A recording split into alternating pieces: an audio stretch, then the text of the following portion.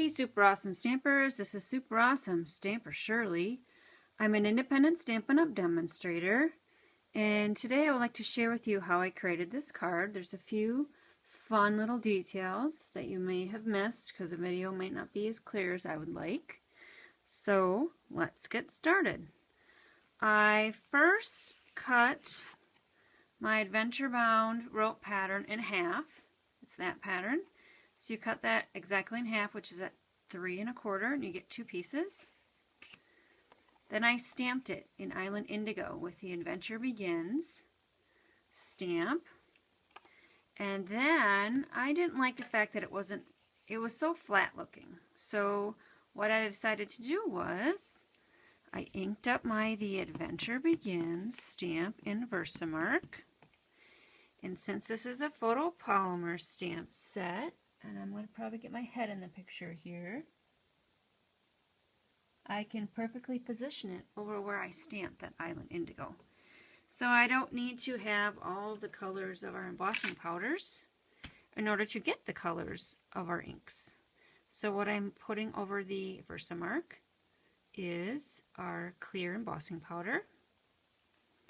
Put that into the tub. I'm going to put my tweezers on there. You can certainly use a clothespin, which we sell little tiny clothespins if you don't have any in your stash for your clothesline. I'm going to turn the heat gun on. We're going to let it heat up off screen for a few seconds. Hopefully you can see this.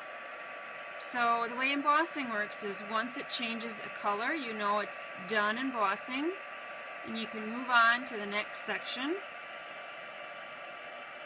And it only takes a few seconds. When that heat gun is heated up, I normally do 5 at a time. So I ink it with Versamark, put the embossing powder on 5 times, and then I go ahead and emboss all 5 and start back. So that kind of helps with the assembly line process. So there, fun detail embossed. That goes right there. Another thing that I did was I used our distress tool.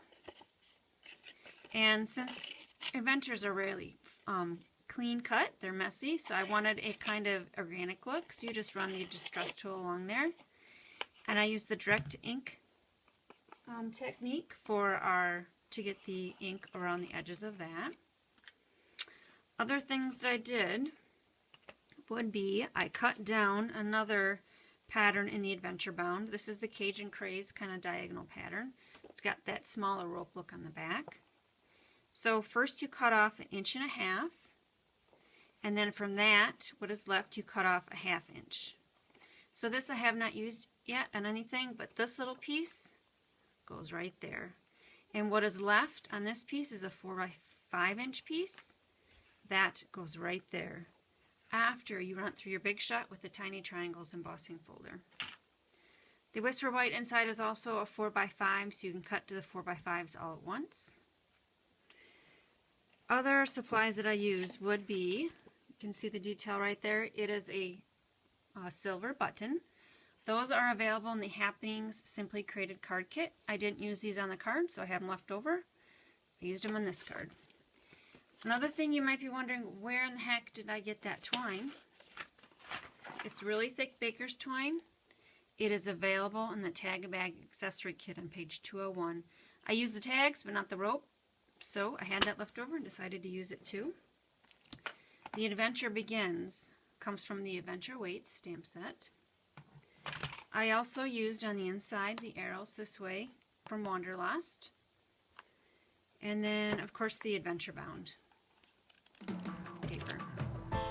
So thanks for watching. This is Super Awesome Stamper Shirley. You can order all of these supplies at my online store, sjsinks.stampinup.net. Bye!